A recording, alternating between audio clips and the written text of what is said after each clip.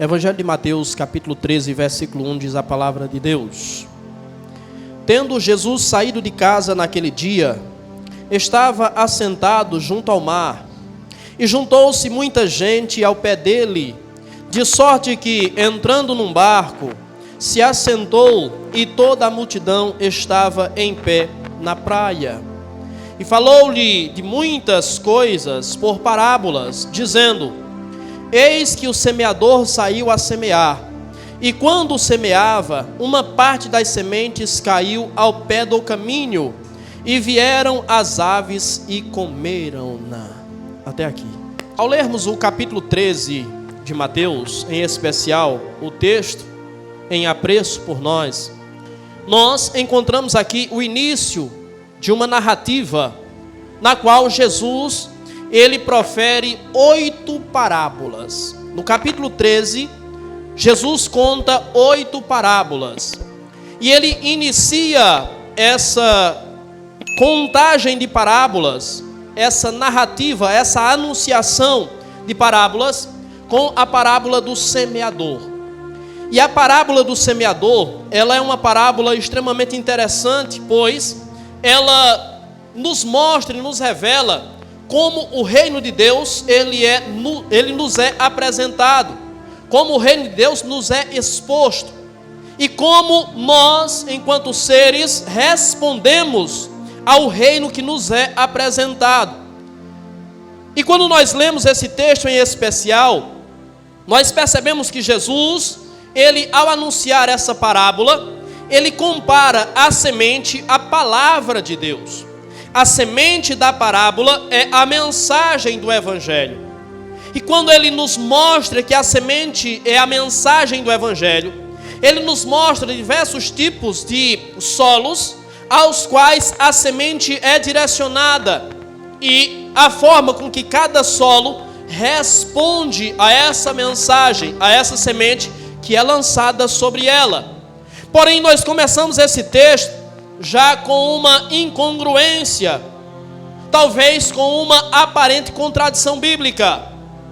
Porque quando lemos o Evangelho, quando lemos o livro de Isaías, no seu capítulo 55, versículo 11, diz que a palavra de Deus não volta para ele vazia, antes prospera naquilo para que ele designou.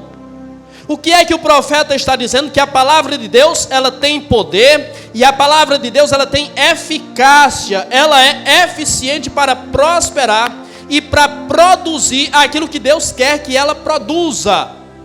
Quando lemos a carta que Paulo escreve aos Romanos, capítulo de número 1, versículo 16, está escrito que o Evangelho é o poder de Deus para a salvação de todo aquele que crer. Então percebemos aqui o poder e a influência que tem a palavra de Deus.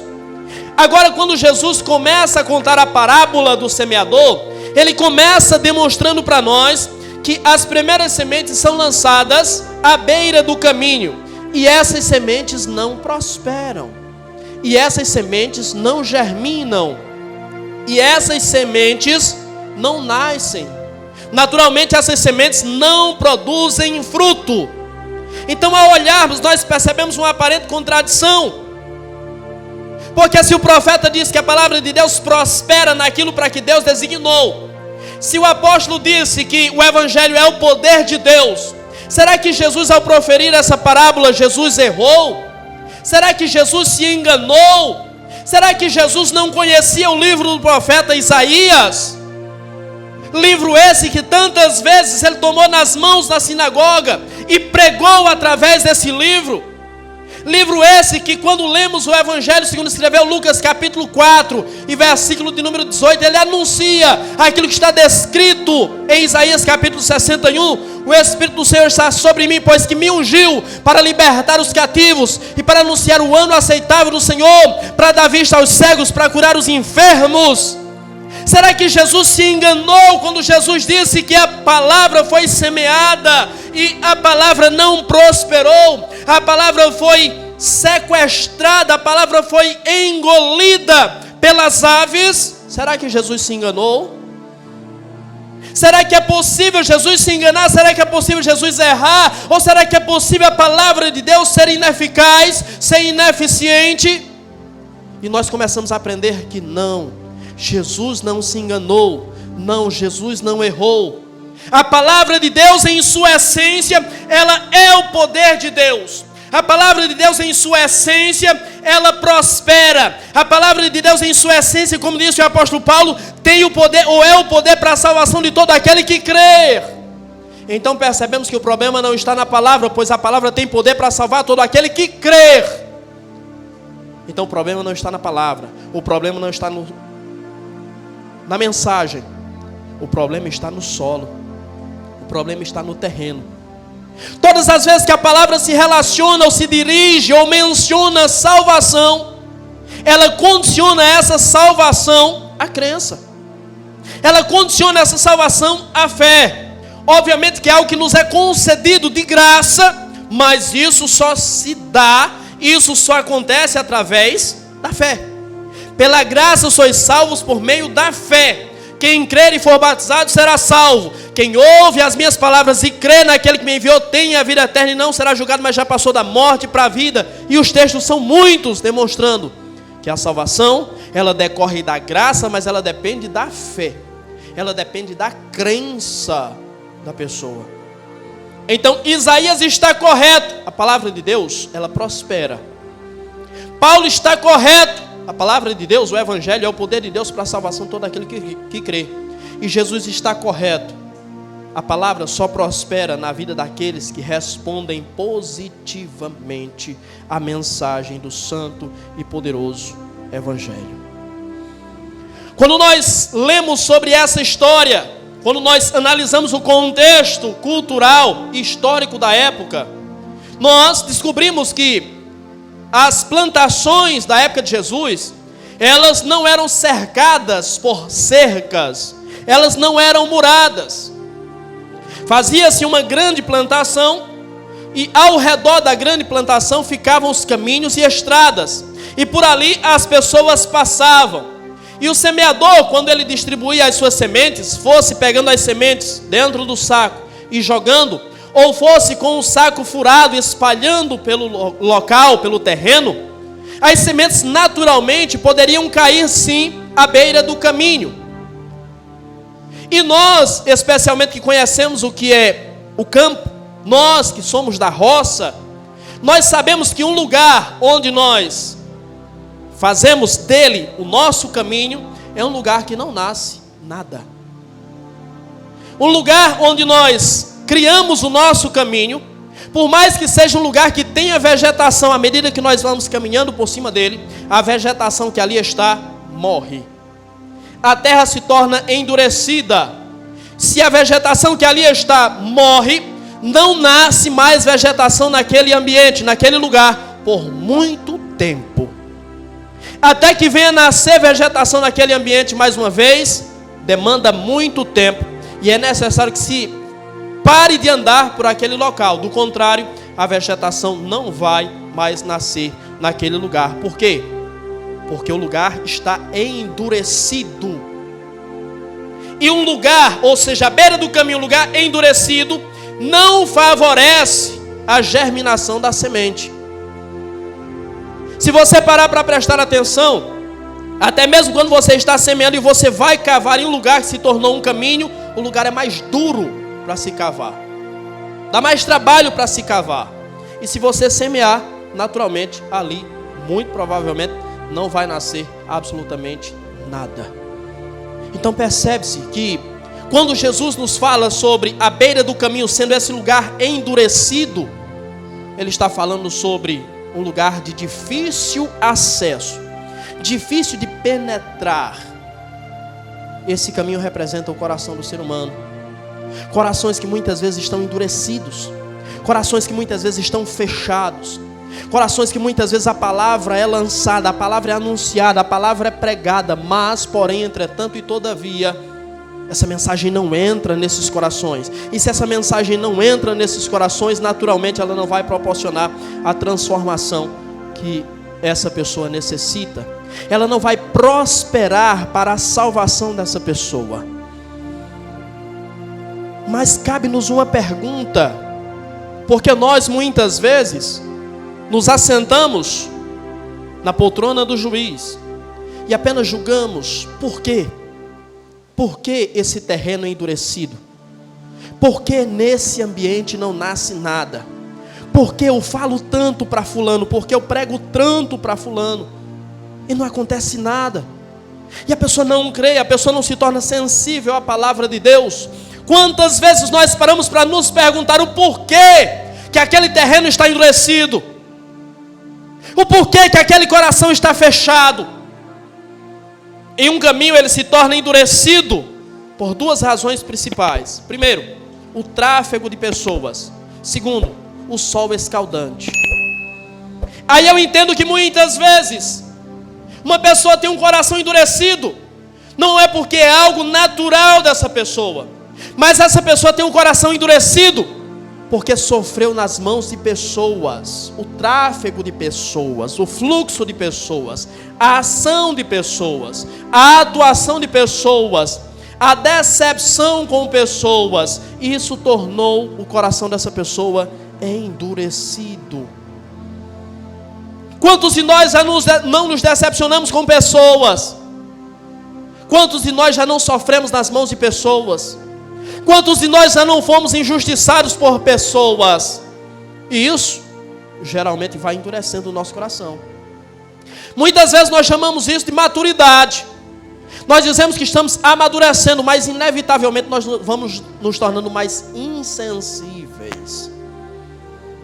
Se posso dar um exemplo a você, é quando nós, por exemplo, nos propomos a ajudar uma pessoa, e nós ajudamos uma pessoa uma vez, e nós ajudamos duas vezes, nós ajudamos 3 vezes, e aquilo que vem como retorno para nós daquela pessoa, muitas vezes é ingratidão, é indiferença, e nós vamos nos tornando insensíveis, vamos fechando os nossos corações, já não ajudamos mais aquela pessoa, e quando vem outra pessoa necessitada, nós criamos esse bloqueio, e também temos dificuldade de ajudar essa outra pessoa que se aproxima de nós. Ou seja, o nosso coração vai se endurecendo à medida que vamos sofrendo e nos decepcionando com pessoas. Então, antes de nós muitas vezes julgarmos as pessoas, julgarmos porque o terreno está solidificado, está endurecido, seria interessante que nós parássemos para pensar o porquê. O que aconteceu? O que levou a isso? Ou muitas vezes o que solidificou o caminho foi o sol escaldante. E o sol escaldante muitas vezes nos fala sobre os sofrimentos da vida. Há inúmeras pessoas que sofrem demasiadamente. Outras pessoas sofrem menos, mas há pessoas que sofrem demasiadamente. E talvez até você mesmo já parou para se perguntar ou se questionar ou afirmar para si mesmo: por que tudo quanto eu vou fazer dá trabalho? Porque nada que eu vou fazer dá certo, nada que eu vou fazer funciona. Às vezes, esse posicionamento nosso é hiperbólico, ou seja, é um exagero. Não é que tudo que nós vamos fazer dá errado, não é verdade. Mas muitas coisas que nós vamos fazer realmente dão errado. Exigem de nós mais esforço, exigem de nós mais dedicação, mais interesse, mais doação, mais sacrifício, é verdade, até que a coisa funcione, até que a coisa aconteça. Mas existem pessoas que de fato, tudo quanto elas vão fazer, dá errado. Existem pessoas que sofrem muito, pelas circunstâncias da vida, pelas intempéries da vida, e o sofrimento solidifica o coração humano. Nós entramos naquela história que eu tenho citado para vocês inúmeras vezes, a questão da Teodiceia. Como é que eu vou exigir que alguém seja sensível a Deus, sendo que essa pessoa sofre tantas injustiças, padece tanto na vida? Como é que eu vou falar para essa pessoa de um Deus que é bom, de um Deus que é santo, de um Deus que é amoroso, de um Deus que é misericordioso? Essa pessoa vai questionar: e onde está esse Deus que não olha para mim? Onde está esse Deus que não me socorre? Onde está esse Deus que não estende a mão para mim? Onde está esse Deus que vê o meu sofrimento e não faz nada? Um Deus assim não me serve. Um Deus assim eu não quero. Então existem pessoas que sim, estão endurecidas pelas circunstâncias, pelas situações. E com isso não estou querendo inocentar ou isentar as pessoas da sua responsabilidade para com Deus. Eu apenas estou dizendo que assim como você tem endurecido o seu coração muitas vezes sobre diversas situações, e para muitas pessoas, há pessoas que estão endurecidas e insensíveis a ouvir a voz de Deus por causa dos sofrimentos que passam também. Nós precisamos ter esse discernimento, nós precisamos ter essa sensibilidade para que nós possamos ser mais úteis nas mãos de Deus ao apresentar o Santo Evangelho a essas pessoas e demonstrar que viver para Deus, servir a Deus, não nos isenta da dor. Viver para Deus e servir a Deus não nos isenta do sofrimento. Pelo contrário, a mensagem de Jesus foi: no mundo tereis aflições, mas tende bom ânimo. O que não podemos perder é a fé, é a esperança, é o ânimo. Ânimo que vem do latim anima, alma. A nossa alma precisa estar viva, vibrante, crente, pulsante, para que possamos continuar de pé, confiando. E para que um dia possamos desfrutar de algo que hoje não é uma realidade, de algo que hoje apenas vislumbramos pela fé, mas que sim, se persistirmos, se perseverarmos, isso pode tornar sim uma realidade na nossa vida. Quando eu olho para esse texto, eu percebo o texto dizer: um semeador saiu a semear. O que é que isso mostra? Isso mostra a atividade do semeador. O semeador não está inerte. O semeador está semeando. Ele não mede quais os terrenos. Aquilo que o apóstolo Paulo diz a Timóteo: prega a tempo e fora de tempo. Ele não quer saber onde a semente está caindo. Ele está semeando, ou seja, ele está em atividade. Ele está anunciando o Evangelho, ele está anunciando o reino de Deus. Nós fomos chamados para sermos esses semeadores, os quais anunciam o Evangelho, os quais anunciam o reino de Deus, a tempo e fora de tempo, com palavras e sem palavras. Em todas as situações, em todas as circunstâncias, a nossa vida deve anunciar o reino. Isso mostra que o reino de Deus ele está sempre em movimento. Às vezes não percebemos o reino prosperar, às vezes não percebemos o reino avançar, e muitas vezes questionamos: será que a igreja parou de trabalhar? O reino está sempre em movimento, porque o reino é vivo. O reino de Deus é vivo. Se o reino de Deus é vivo, tudo que é vivo se move. Tudo que tem vida se movimenta. O que é que isso mostra? Isso mostra a universalidade da graça de Deus. A mensagem, a semente, lançada sobre todo e qualquer tipo de terreno. Todas as pessoas têm acesso a essa mensagem. Todas as pessoas têm acesso a essa palavra. E como essa palavra vai se desenvolver na vida de cada um, não é papel nosso. Nosso papel é semear. Mas a graça de Deus é exposta, é oferecida a todo o tipo de público, a todas as pessoas, a todos os terrenos, sejam eles à beira do caminho, sejam eles entre as pedras, sejam eles entre os espinhos, ou sejam eles terra boa. A graça de Deus, ela é oferecida, ela é ofertada a absolutamente todas as pessoas. Então a graça de Deus está sendo ofertada a você também. Deus oferece a sua graça a você. E a graça de Deus perdoa. A graça de Deus inocenta. A graça de Deus cura a alma. A graça de Deus salva a sua vida. A graça de Deus muda a sua história. Que tipo de terreno temos sido nós? Que tipo de terreno tem sido o nosso coração? De que forma o nosso coração tem recebido a palavra de Deus. Então, quando nós lemos essa mensagem, nós muitas vezes olhamos para a parte final do versículo que diz: as aves vieram e comeram a semente. Mas por que as aves comeram a semente? Porque a terra não absorveu a semente. Então muitas vezes queremos culpar sempre o maligno, queremos culpar sempre o diabo, e aí percebemos que a culpa não é totalmente dele, ou não é unicamente dele. A culpa é nossa. Somos nós que desprezamos aquilo que ouvimos. O escritor aos Hebreus diz: como escaparemos nós se rejeitarmos tão grande verdade que temos ouvido? Capítulo 2 de Hebreus, leia lá.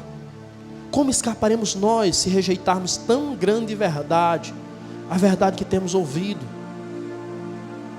E quantas vezes nós temos fechado os nossos olhos, os nossos ouvidos, e em especial o nosso coração, para não receber essa mensagem? Quantas vezes somos nós seletivos com a mensagem do Evangelho? Se a mensagem massageia o meu ego, eu recebo. Se a mensagem me exorta, não é para mim. Não seja seletivo, a mensagem é por completo para cada um de nós. E a culpa pela ineficiência da mensagem na nossa vida não é do maligno, é nossa. Ele apenas rouba, captura e devora aquilo que nós rejeitamos.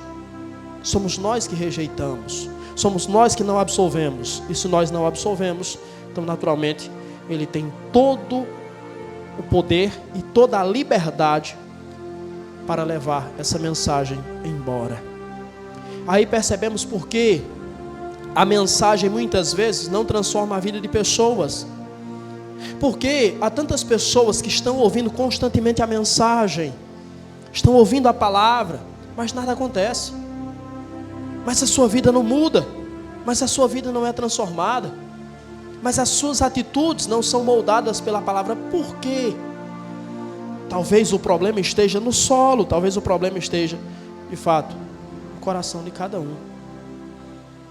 Observe que quando a Bíblia Sagrada nos fala sobre a beira do caminho, a beira do caminho, eu já disse, é um lugar onde não há vegetação.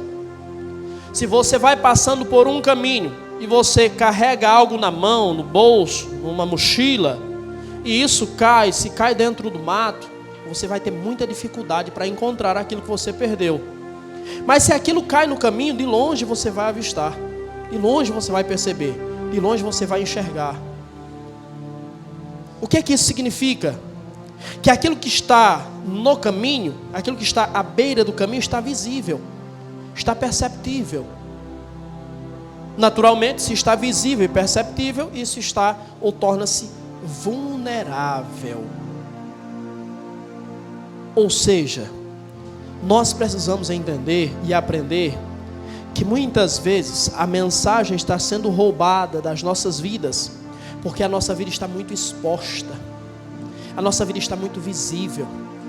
E naturalmente, quando a nossa vida está muito exposta, quando nós expomos demais a nossa vida, quando nós tornamos a nossa vida visível demais às pessoas, nós tornamos a nossa vida vulnerável, nós tornamos a nossa saúde vulnerável, nós tornamos a nossa espiritualidade vulnerável.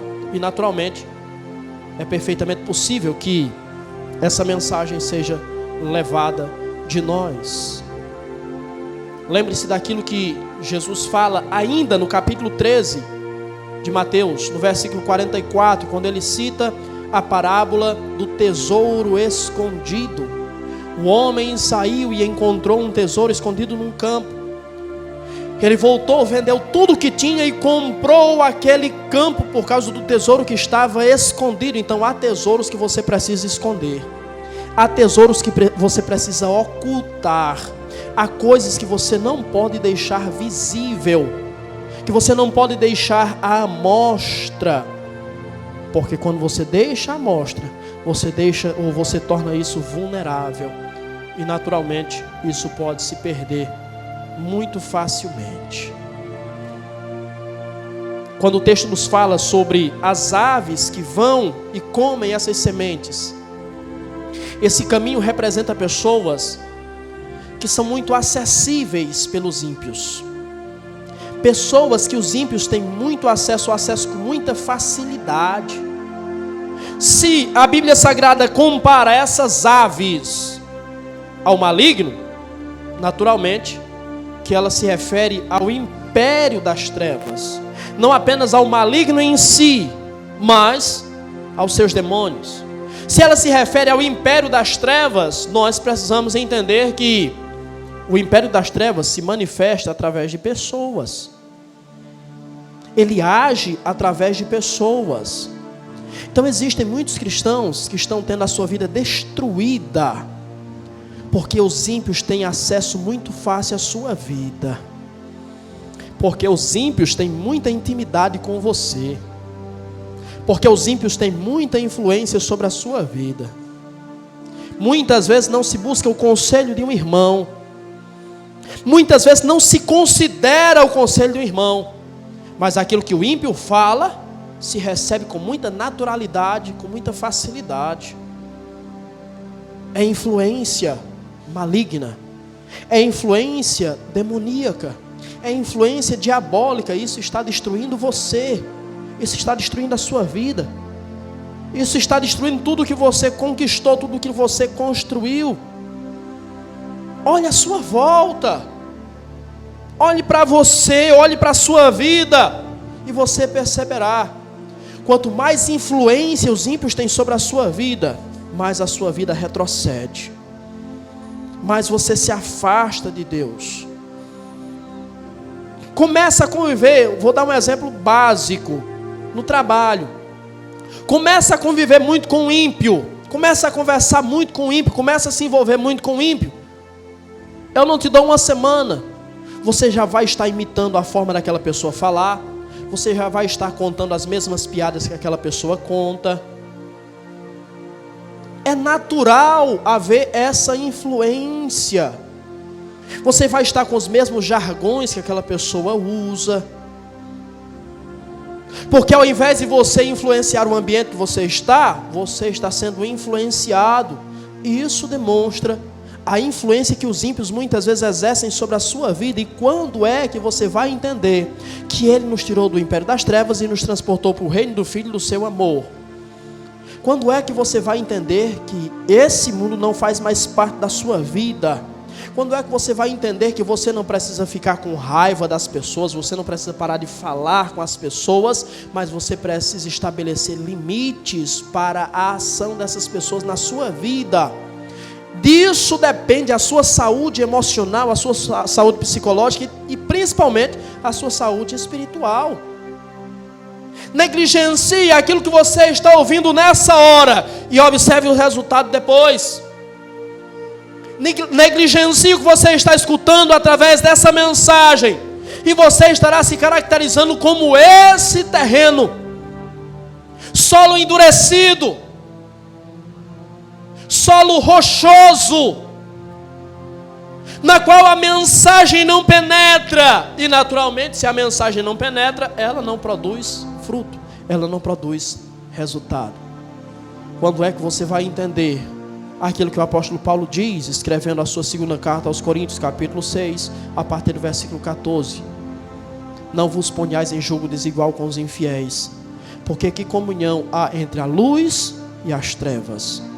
Que comunhão há entre Cristo e Belial?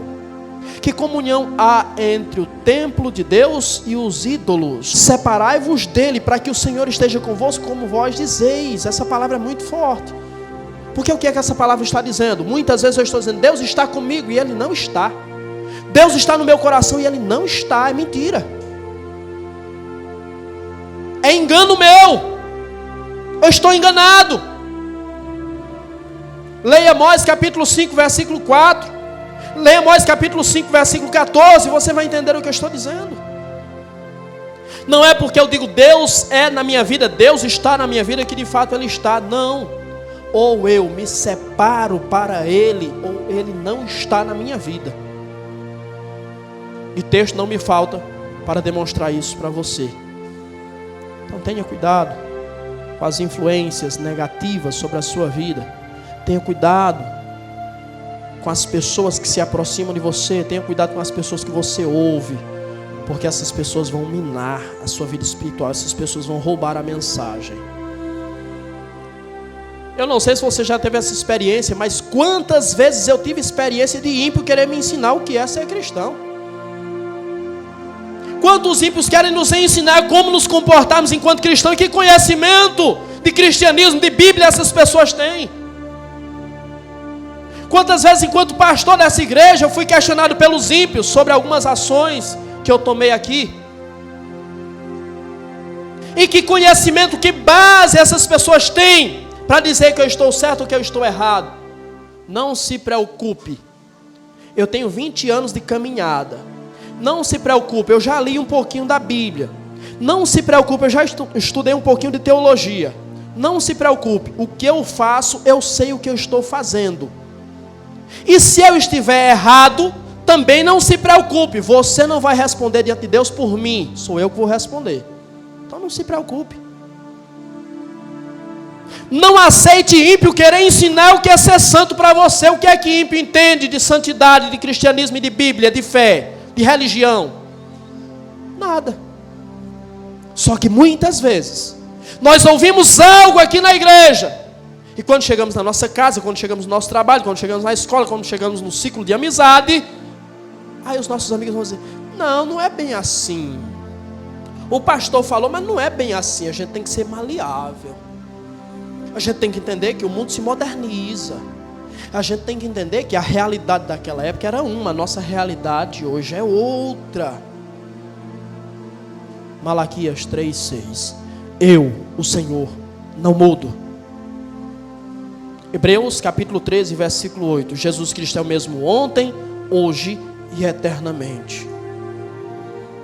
Jesus disse: a minha palavra, ela se cumprirá. Estou parafraseando o que Jesus disse. A minha palavra se cumprirá. A minha palavra, tudo que está escrito nela se cumprirá. Nada da minha palavra, nem um jota, nem um tio será tirado, até que tudo se cumpra. Absolutamente tudo. A sua palavra também não muda. A sua palavra também não se moderniza. A sua palavra também não se atualiza. Não é Deus, não é a sua palavra que tem que se adequar a mim. Não. Sou eu que tenho que me adequar ao estilo de vida que Deus propõe para cada um de nós. E por que eu digo propõe? Porque Deus não impõe, Deus propõe. Nós seguimos se nós quisermos. O exemplo está aqui. A semente é lançada e algumas dessas sementes caem à beira do caminho e não produzem absolutamente nada. Por quê? Porque não é imposto, é proposto. É oferecido, é ofertado. Recebemos se quisermos. Praticamos se quisermos. Depois, lidamos com as consequências. Tudo o que fazemos traz consequências. E naturalmente, a nossa aceitação da palavra ou a nossa rejeição da palavra também trará consequências. Então cuidado com aqueles mais íntimos, com aqueles mais próximos, que tentam dizer para você que a coisa não é dessa forma. Eles não conhecem nada de Bíblia. Eles não conhecem nada de Deus. Eles não conhecem nada de fé. Eles não conhecem nada de religião. Logo, eles não têm autoridade para falar absolutamente nada. Eles não têm autoridade para exercer influência sobre a sua vida. Não permita, não deixe de forma nenhuma. Quando eu digo que a semente que cai no caminho, ela fica exposta, quando eu digo que ela fica vulnerável, eu preciso entender que essa semente ficará exposta, inerte, por um tempo. Ela não vai ficar para sempre ali. E por que não vai ficar para sempre ali? Porque os passarinhos virão e comerão. Os passarinhos não deixarão passar a oportunidade de comer essas sementes. Então entenda, a palavra direcionada, ela não vai ficar exposta por muito tempo. A pessoa que demora a receber a palavra, acredite, essa palavra vai perder o efeito. Essa palavra vai ser tirada de você. Então, ao ouvir a mensagem, assimile a mensagem, receba a mensagem, se alimente da mensagem, porque senão, essa mensagem vai se perder. E o poder de Deus que se manifestará através dessa palavra não atuará na sua vida. Imagina se eu fizesse para você a seguinte pergunta: qual foi a mensagem que você ouviu domingo passado? Como você me responderia? Qual foi a mensagem? Qual foi a lição que você aprendeu domingo passado? O que essa mensagem ocasionou na sua vida? Talvez você diga para mim: pastor, me perdoe, mas eu não lembro. Eu não lembro nem mesmo qual foi o texto que foi lido semana passada. Então, infelizmente, eu tenho que dizer para você: aquela mensagem foi perdida. Aquela mensagem não produziu absolutamente nada na sua vida. Aquela mensagem foi lançada num coração duro, não penetrou, não produziu nada na sua vida, então não acrescentou em nada na sua vida. Então, se a mensagem tinha algo para transformar uma área da sua vida, essa área hoje continua da mesma forma. Mas eu garanto para você que se você tivesse recebido a mensagem da semana passada, essas áreas teriam sido mudadas e hoje você era uma pessoa diferente. Hoje você não viveria a mesma realidade da semana passada. Por quê? Porque a mensagem teria sido absorvida. A mensagem teria produzido algo na sua vida. Você percebe que se nós pararmos para analisar, muitas vezes nós temos sido esse terreno rochoso, esse terreno endurecido, muitas vezes de forma involuntária, mas nós muitas vezes não temos absorvido a mensagem da palavra de Deus. Então não deixe que a palavra se perca. Ela não vai ficar exposta por muito tempo. Ela vai se dissipar. E o maligno tem tantas coisas para fazer essa palavra se dissipar. Tem pessoas, tem situações, tem circunstâncias, tem sofrimento, tem decepções, tem problemas, tem tantas coisas que eles podem se utilizar para que essa mensagem se perca. E aí ela não produz nada na sua vida. Pense sobre isso, porque talvez esse coração endurecido seja o seu. Talvez esse coração endurecido seja o meu. Olha uma coisa interessante. Jesus, ele se refere à mensagem, ou à semente que foi lançada à beira do caminho. O que foi que Jesus disse em João capítulo 14, versículo 6? Eu sou o caminho. Mensagem direcionada, lançada no caminho. Eu sou o caminho. O que é que a Bíblia Sagrada diz em Hebreus capítulo 10, versículo 20? Que ele veio para nos abrir um novo e vivo caminho. Então Jesus é o caminho. Jesus abriu para nós um caminho. E o que é que a Bíblia Sagrada nos diz em Isaías 40 e versículo 3? Voz do que clama no deserto, abri o caminho para o Senhor, endireitai as veredas para que o Senhor passe. Jesus é o caminho, Jesus nos abre o caminho e Jesus caminha por esse caminho. Jesus está nesse caminho. Pastor, não entendi a comparação, a alusão. Você vai entender agora. Se Jesus é o caminho, abriu o caminho e está no caminho, se nós estamos em Jesus, então nós estamos no caminho. Se nós estamos no caminho, a mensagem é lançada e cai no caminho e não produz nada, será que essa mensagem de fato não está sendo improdutiva na nossa vida? Mais uma vez eu preciso reafirmar, será que não somos nós esse terreno endurecido, no qual a mensagem bate, rebate e não penetra? Será que não é a nossa realidade, a realidade que está sendo exposta nessa mensagem? A mensagem está sendo direcionada às nossas vidas e ela não está germinando, não está produzindo resultado. Por quê? O problema está na mensagem? Não, o problema está no terreno. É porque hoje nós não ouvimos a palavra como nós ouvíamos há algum tempo atrás. É porque hoje não temos mais o mesmo temor, porque hoje não temos mais a mesma fé, porque hoje não temos mais a mesma sensibilidade. A mensagem mudou? Não, nós mudamos. Nós nos tornamos endurecidos, nós nos tornamos insensíveis. O terreno mudou. A mensagem continua sendo direcionada. Mas à medida que a mensagem bate e não penetra, naturalmente, nós vamos nos tornando cada vez mais endurecidos e a mensagem vai se tornando cada vez mais ineficaz na nossa vida. Daí, mais uma vez, reafirmar, ou é necessário reafirmar para você. Por isso, há pessoas que não mudam.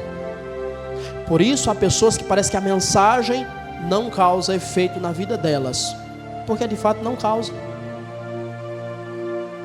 Por isso que há pessoas que talvez você diga para elas, pela sua conduta: rapaz, acorda. Nesse caminho que você está em rota de colisão. Nesse caminho que você está é caminho de morte. Nesse caminho que você está, você vai para o inferno. E a pessoa escuta isso e é como se você estivesse oferecendo para essa pessoa que está com sede um copo de água gelada. A pessoa ri.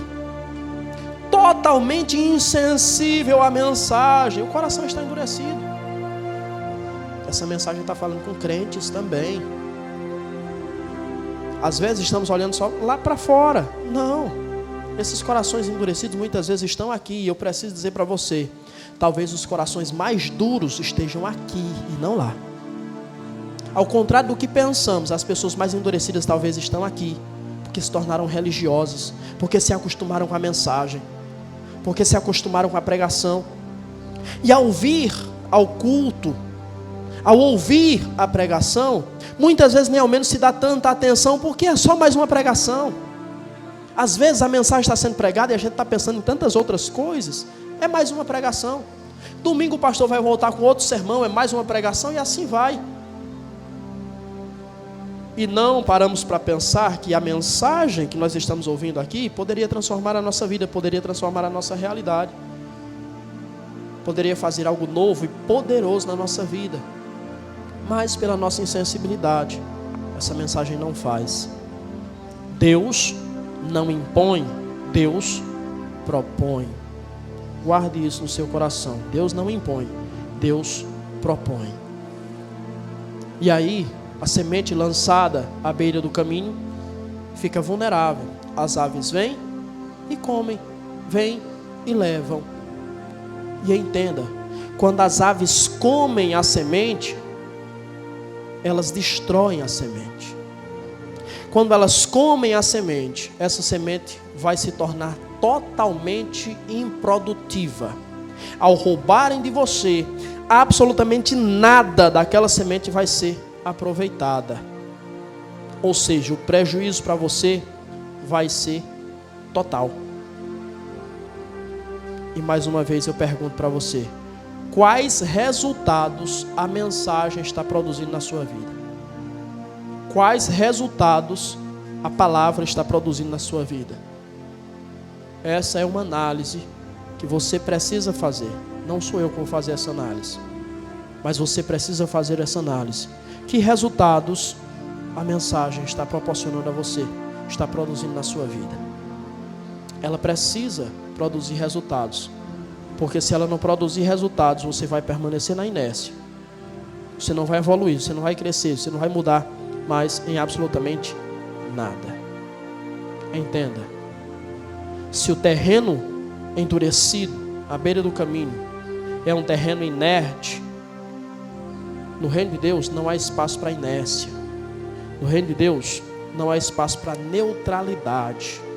Ou a mensagem penetra no seu coração, é absorvida por você, ou a mensagem vai ser roubada. Ela não vai ficar disponível por muito tempo.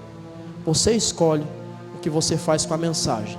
Você vai deixar ela penetrar, arrebentar as portas do seu coração e transformar a sua vida? Ou você vai deixar ela em análise? E deixando ela em análise, ela poderá se perder. O que você fará? O que você fizer, disso dependerá o seu destino. Disso dependerá o seu futuro. Disso dependerá a sua vida. Pense nisso. Foi essa palavra que Deus mandou para você.